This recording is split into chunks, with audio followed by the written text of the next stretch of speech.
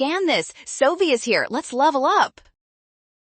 Schistosoma japonicum gene expression might look complex, but we can solve this quickly by analyzing the mRNA frequency data provided in the first figure.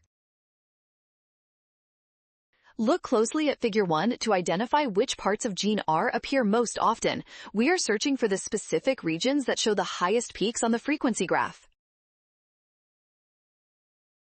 Regions 1 and 3 clearly reach the highest points on the vertical axis compared to the others. This means these segments are the most common sequences found in the mature transcripts.